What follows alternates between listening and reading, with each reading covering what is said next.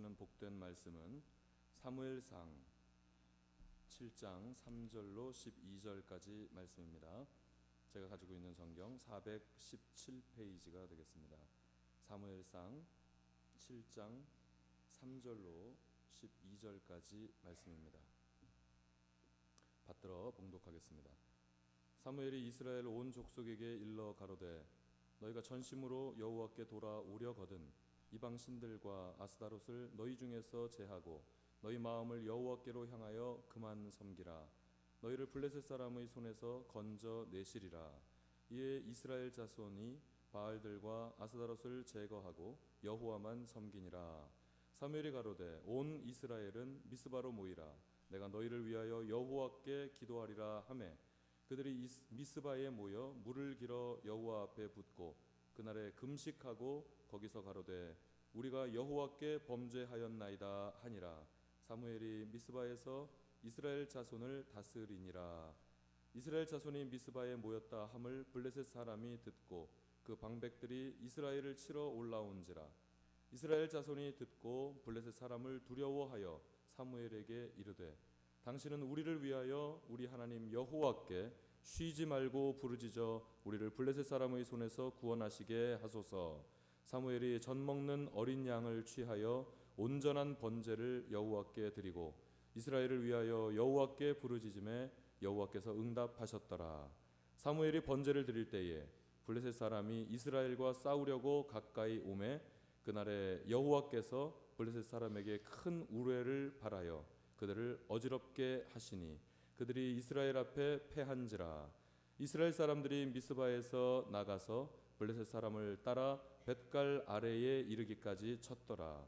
사무엘이 돌을 취하여 미스바와 센 사이에 세워 가로되 여호와께서 여기까지 우리를 도우셨다 하고 그 이름을 에벤 에셀이라 하니라. 아멘.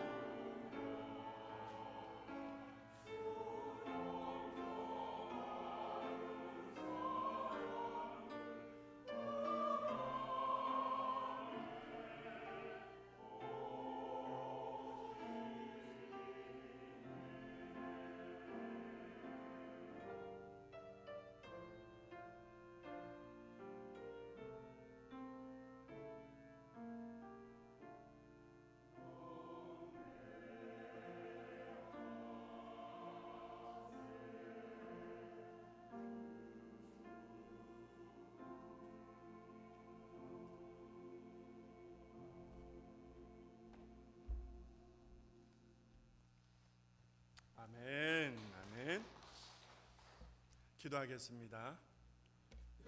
2013년 한 해를 지켜주시고 인도해 주신 하나님 참으로 고맙습니다. 하나님께서 안과박을 둘러 진쳐 주셨고 앞서서 행하셨고 뒤에서 밀어 주셨고 또 옆에서 때로는 우리 어깨를 뒤처진 우리 어깨를 다독거려 주신 하나님, 그 은혜를 힘입어서 여기까지 올 수 있었습니다. 하나님이 하신 일이고 하나님만 영광 받으실 이 놀라운 역사를 감사드립니다. 이 아침 송년주일입니다. 이 한 해 마지막 주일을 주의 이름으로 모였고 주 앞에 드립니다. 하나님의 말씀만 우리 안에 담아 주시옵소서. 예수님의 이름으로 기도합니다. 아멘. 지금까지 지내온 거 우리 1절만 한번 부를까요? 460장이죠. 지금까지 지내온 거 가사 다 하시는데 한 해를 돌아보면서 감사한 마음으로 우리 1절만 한번 부르겠습니다. 지금까지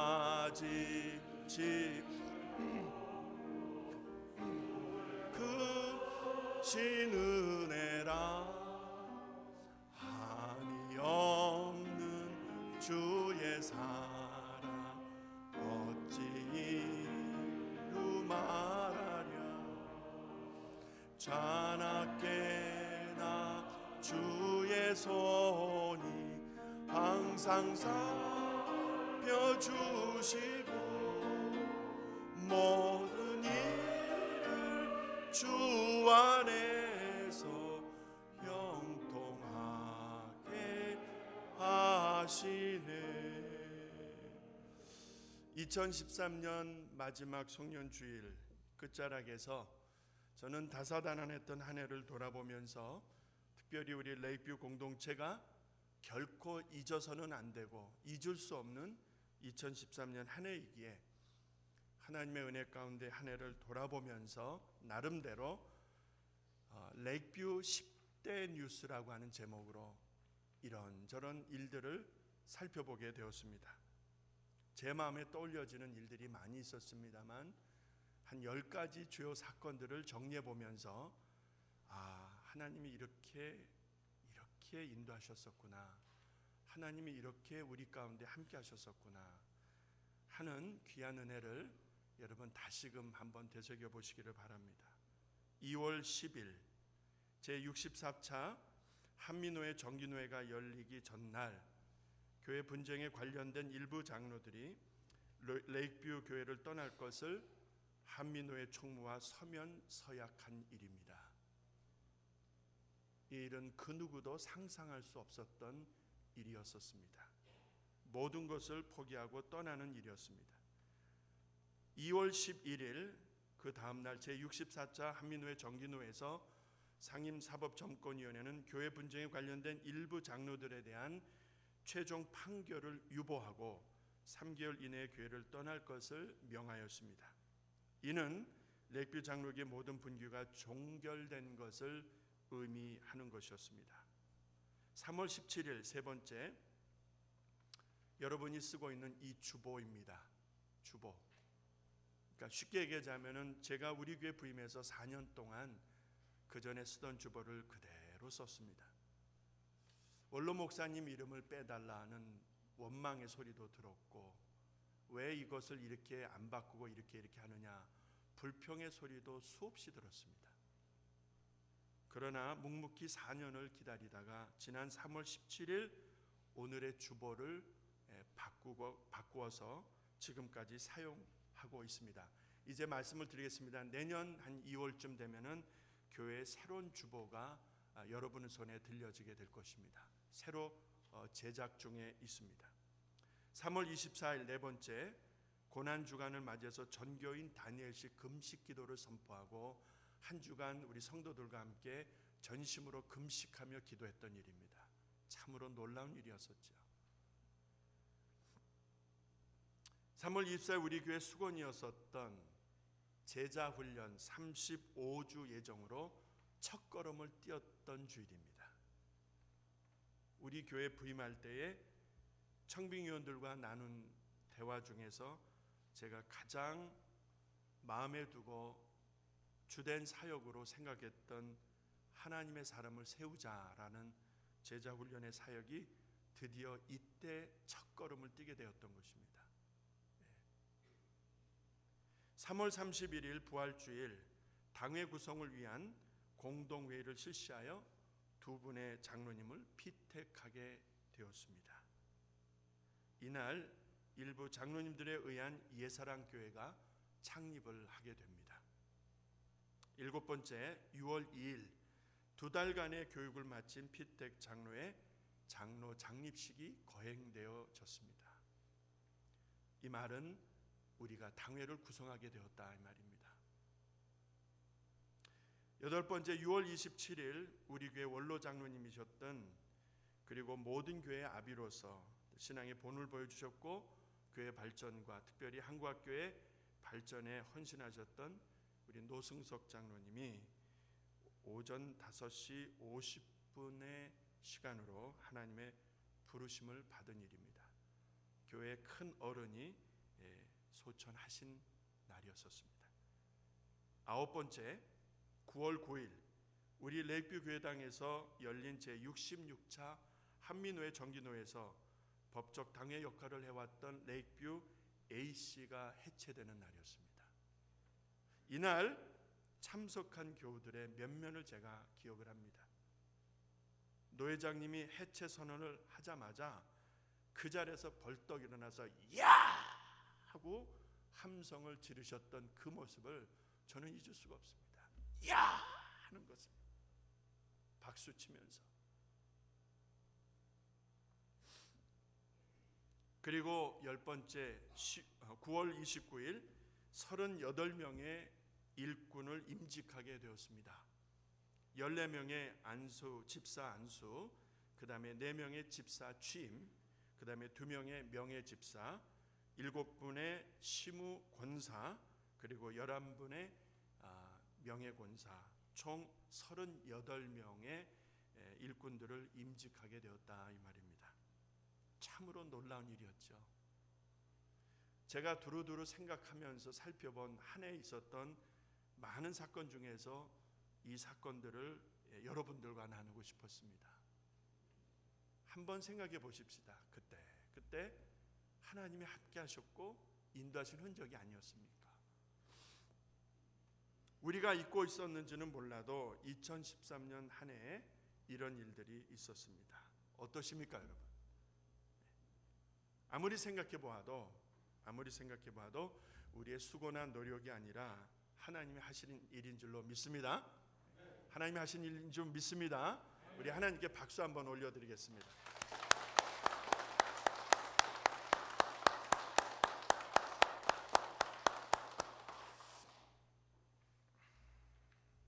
여기 한 가지를 제가 더 붙이고 싶었습니다. 그게 뭔지 아십니까? 저와 열심히 동역을 하고 있는 우리 교육자들입니다. 믿음이나 사역에 있어서 선배이신, 그러면서도 가장 낮은 자리에서 섬김의 본을 보여주시는 우리 최승환 목사님, 마징가 제트 춤을 춰야 할 만큼 온몸을 던져서 저를 도와 교회 사역 전체를 돌보고 계시는 우리 김호연 목사님, 앞으로도 고생이 많을 것 같습니다. 계속 춰야 되니까.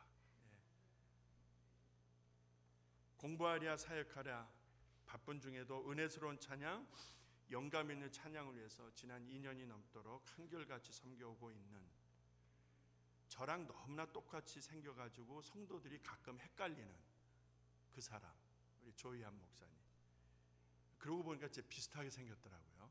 널찍하고 그렇게 비슷해요. 정말 저는 이분들이 계셔서 행복한 사람입니다. 그래서 10가지 10대 뉴스를 생각하면서 이 하나를 더하지 않을 수가 없었습니다. 참으로 사심없이 열심히 섬기는 분들입니다. 제가요, 하나님 앞에서, 성도들 앞에서 단언할 수가 있습니다. 이런 교육자들을 모시고 제가 사역할 수 있다는 것은요, 이거는 엄청난 하나님의 축복입니다. 여러분, 우리 목사님들 위해서 기도 많이 해주시고 또 사랑해 주셔야 됩니다. 하나님께서 크게 쓰실 분들입니다. 정말 멋진 하나님, 신실하신 하나님이 우리의 기도를 들으시고 고난 중에 있었던 우리의 기도를 들으시고 흐르는 우리의 눈물을 보시고 응답하셔서 이렇게 좋은 일들을 우리 앞에 베풀어 주신 것입니다. 오늘 말씀을 통해서 보자고 하면은 하나님이 여기까지 도우신 것입니다. 자, 여기까지 도우신 하나님께서 앞으로 계속 도우실까요? 아니면 여기까지만 도우실까요? 1번입니까? 2번입니까? 헷갈리십니까? 한 번 더 할게요. 여기까지 도우실 것입니까? 2번이고 1번은 그러기 때문에 앞으로 계속해서 하나님이 도우실 것인가? 1번입니까? 2번입니까? 할렐루야. 지금까지 도우셨으니까 앞으로 변함없이 계속 도우실 줄로 믿습니다. 올해는 참으로 의미 있는 해입니다. 여러 가지 면에서 그렇습니다. 한반도에서 전쟁이 발발했던 한국전쟁 아시죠? 저는 그 세대는 아닙니다만 이 자리에 그 세대이신 분들이 더 많이 계시는데, 그 한국전쟁이 발발한 지 올해로서 정직하게 얘기하자면 정전이죠. 휴전이죠.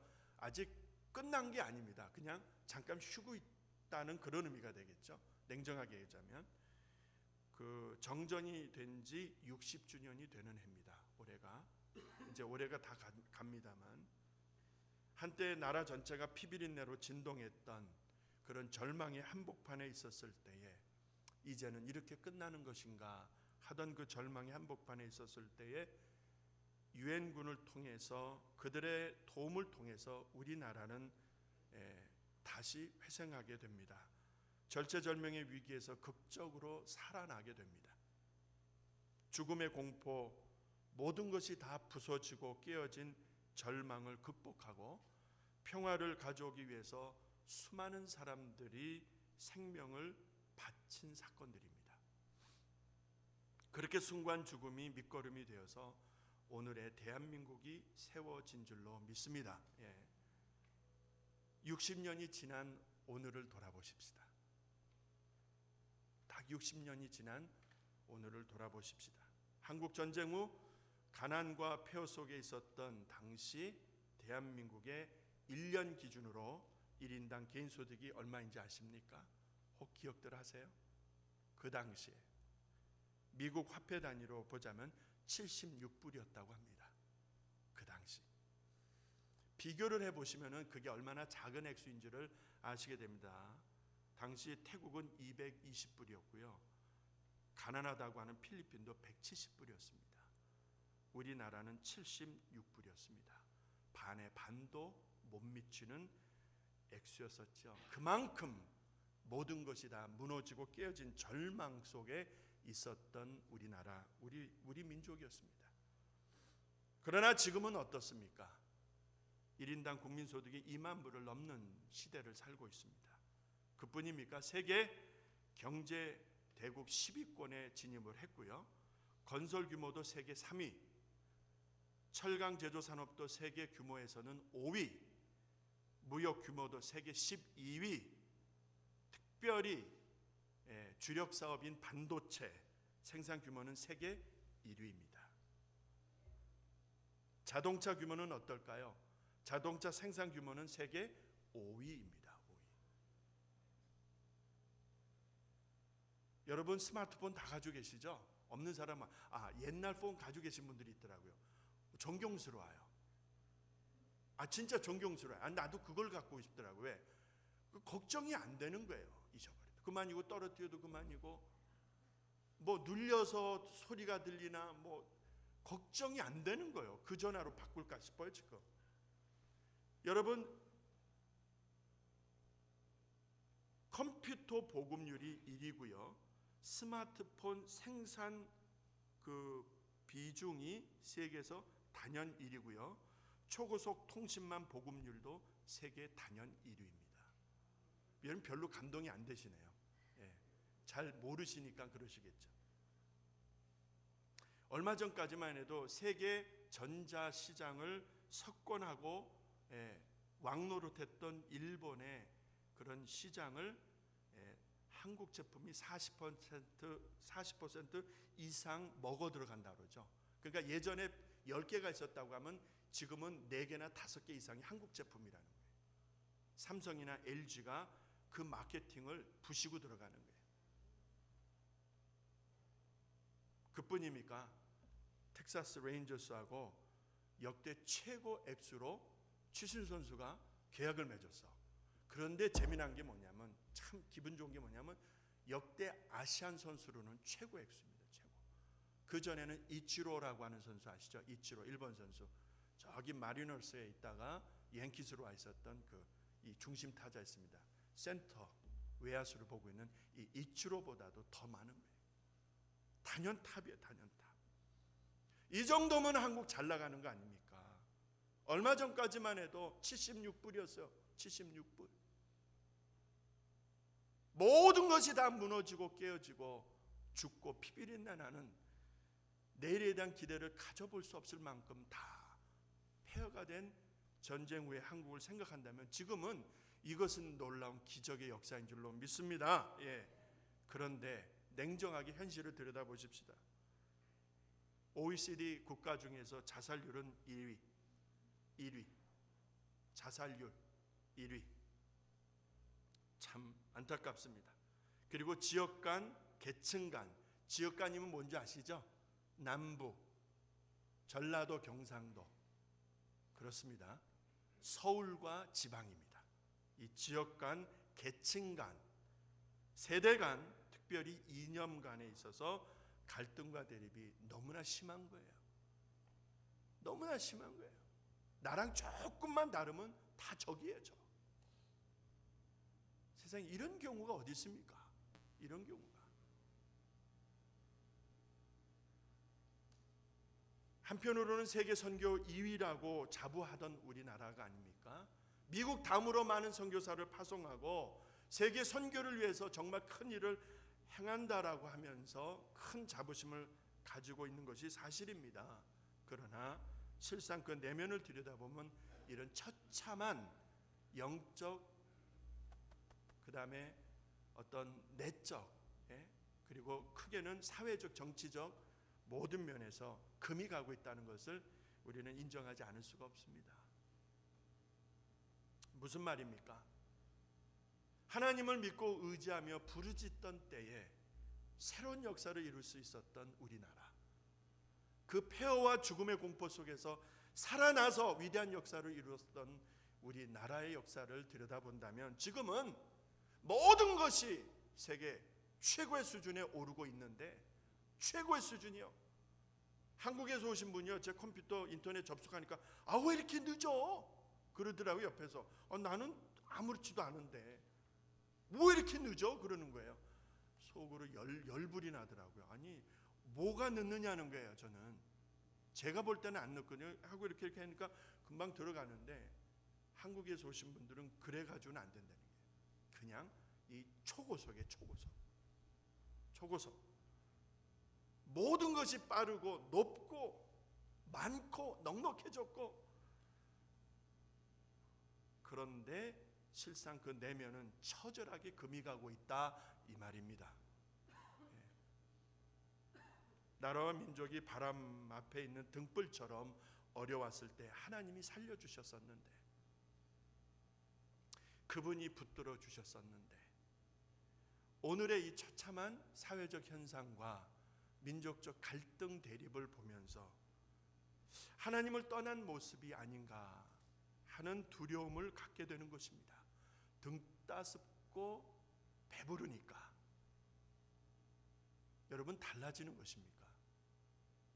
배부르고 등이 따스면은 여러분 이렇게 사람이 달라지는 것입니까?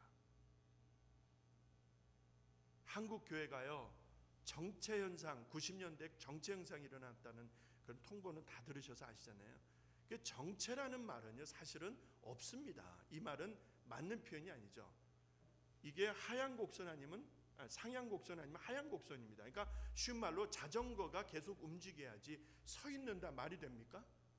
여러분 뒤로 가든 앞으로 가든요 자전거가 움직여야지, 움직이지 않으면 쓰러집니다.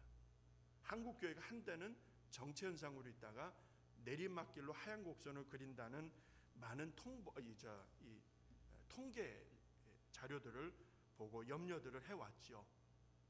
그 끝이 무엇입니까? 이제 한국 교회도 고령화의 문제가 심각하다는 거예요. 최근에 한국에서 오시고 방문하시고 이런 분들의 이야기를 이렇게 들어보면은 한국의 고령화는 심각한 문제가 되고 있습니다. 여기만이 아닙니다. 그렇게 뜨겁게 부흥하던 시절, 그렇게 뜨겁게 기도하며 하나님을 찾던 시절, 어디론가 다 사라지고 마침내 그래프는 아래로 계속 내려가고 있다. 그리고 교회는 연세 많이 드신 분들의 자리가 되었다. 좀 심하면 이렇게 표현도 해볼 수가 있을 것 같습니다. 이것이 오늘의 현실이라고 한다면 레이크뷰 교회는 어떻습니까? 우리 레이크뷰 교회는 어떻고 이 시카고에 있는 한 220여 개의 한인교회들은 어떤 형편입니까? 하나님의 은혜, 지금까지 우리를 도우시고 붙잡아 주신 하나님의 은혜를 잊지 않고 있는 것입니까? 조금 나아졌다고, 조금 편해졌다고 하나님의 은혜를 새까맣게 잃어버리고 내 마음대로 내 뜻대로 살고 있지는 않은지 모르겠습니다. 오늘 우리가 읽은 본문 말씀 잘 아시는 그 말씀인데요, 블레셋에게 하나님의 언약궤를, 그 궤를 빼앗겼잖아요. 빼앗겼다가 다시 이스라엘로 돌아오게 되었는데 먼저 아비나답 집에 기거하게 됩니다. 묵게 되는 것이죠. 그것이 이제 1절 말씀에 나오는데 배경은 그렇다 이 말입니다. 아마 그 사람이 사람들과는 좀 떨어져 산에 살고 있었던 사람이었기 때문에 그곳에 있게 되었던 것 같습니다.